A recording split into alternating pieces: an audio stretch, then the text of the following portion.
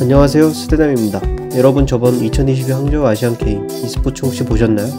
2018 자카르타 팔렘방 아시안게임에서 임시 종목 채택 이후 항저우 아시안게임에서 정식 종목으로 채택되었는데요. 저는 이 시점을 기준으로 스포츠와 e스포츠를 따로 분리는 것이 아니라 e스포츠가 이제는 스포츠의 한 종목이 되었다는 것을 실감하였습니다. 물론 어떤 분들은 게임이 어떻게 스포츠냐 라고 물으실 수 있는데요. 오늘은 게임, e스포츠가 스포츠로 나아가는 과정에 대해 이야기해볼까 합니다. 우리나라뿐만 아니라 모든 나라에서 게임은 기성세대에게 있어서 환영받지 못하였습니다. 단순히 놀이에 불과할 뿐 과하면 중독이라고 칭하는 질병으로 분류가 되고 있으니 말이죠. 기성세대뿐만 아니라 소위 말하는 MZ세대 중에서도 게임은 단순히 취미, 놀이거리에 지나지 않았습니다. 특히 WHO 세계보건복지부에서도 게임 중독을 질병으로 분류하고 있습니다. 하지만 저는 이렇게 생각합니다. 어떤 분야든 그것이 중독 증상을 보인다면 질병이 아닐까? 라고 말이죠. 하지만 사회는 게임 자체에 대한 인식 때문에 그것을 알코올 중, 마약 중독과 같은 잣대를 가지고 판단합니다. 게임 중독을 옹호하는 것이 아닙니다. 게임 중독으로 인한 범죄, 가족과의 갈등은 분명히 잘못된 것입니다. 그러나 이제 하나의 문화가 되고 있는 e스포츠를 게임이라는 이미지에 게임 중독의 이유를 들어서 인정하지 않은 것은 잘못된 것이라고 생각합니다. 어떤 분야든지 중독은 치료받아야 하는 것이고 그것과 별개인 e스포츠와 동일시해서는 안 됩니다. 옆나라 중국에서는 청소년들이 주당 3시간, 주말에 1시간밖에 할 수 없습니다. 이로 인해 e스포츠 인재들의 맥이 끊긴 상황이죠. 이제는 하나의 문화가 되고 그 규모도 무시할 수 없는 e스포츠를 단순히 게임이라는 이유만으로 인정하지 않고 배척하는 것이 e스포츠를 만들어가는 사람들을 무시하는 것입니다. e스포츠는 이제 하나의 분야를 넘어 존경받는 사람들이 있습니다. e스포츠 초대 스타 임요한, 이제는 이만 봐도 생각나는 홍진호는 공중파 예능, 은퇴 이후 행보 등으로 아직도 많은 사람들의 사랑을 받고 있습니다. 임요한은 선수 시절 팬카페 수 2등을 할 정도로 인기가 많았고 홍진호는 은퇴 이후에도 지식 서바이벌에 출연하여 e스포츠 선수간의 매지컬을 보여주며 찬사를 받았습니다. 이 둘은 지금 방송인, 포커 선수를 병행하며 홍콩 가도를 이어가고 있습니다. 다음은 페이커, 이상혁 선수입니다. 말은 뭐합니까? 실력, 커리어, 인성, 사회적 공헌까지 셀 수 없을 정도로 e스포츠를 넘어 좋은 영향을 보여주고 있는 인물입니다.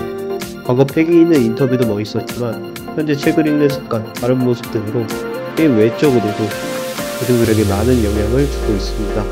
그리고 중꺾나의 데프트 김혁근 선수, 그 옛날 게임으로 전세계가 하나가 될 수 있다는 정신나간 소리를 믿은 e스포츠의 대부 정용준 캐스터까지 이 외에도 사회적 공헌을 하고 포기하지 않고 노력하는 모습으로 팬들에게 영감을 주는 선수 및 감독, 관계자들이 많습니다.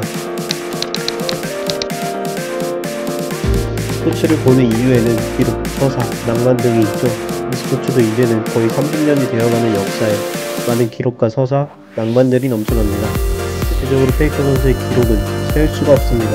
두번의 월드 리피가 5회 우승, 월드 500킬과 100승, HK 1000경기 등 입만 아픕니다. 그 과정에서 월드 우승 최연소 미드라이너, 최고령 미드라이너라는 타이틀을 가지고 있습니다.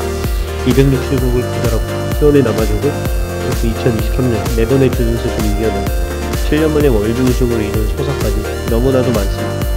이는 페이커 선수뿐만이 아닙니다. 데프트 선수는 데뷔 이후 3,505일 만에 월드 우승을 거두고 2022년 한 해를 관통하는 중요한 건 꺾이지 않는 마음이라는 키워드를 대중에게 전달했습니다. 하나의 팀, 한 명의 선수의 서사가 MZ세대에게 필요했던 포기하지 않고 도전하는 마음을 다시 일깨워주었습니다. 그리고 스포츠적인 낭만도 넘쳐납니다. 티어노노 선수는 2022년 시즌 중 팀과의 재계약을 체결한 후 하나의 팀에서 선수 생활을 보내는 것이 e스포츠가 스포츠다워진다 라고 언급하였습니다. 또한 그 후 자신의 다큐멘터리에서 팀에 호구 한 말쯤은 있어야죠 라는 발언을 해 다시 한번 기존 스포츠에서 느낄 수 있었던 낭만과 서사를 팬들에게 가져다 주었습니다. 이 외에도 발로란트 프로게이머들의 서로를 향한 도발, 꼴등부터 1등까지 다 해본 기인 김디은 선수, 사사를 뽑다 하지만 이번에도 월드 우승을 위해 포기하지 않는 하나원 선수와 호비 정준우 선수는 그들이 써내려왔고 앞으로 써내려갈 기록, 서사, 낭만에 대해 더 기대가 되지 않으신가요?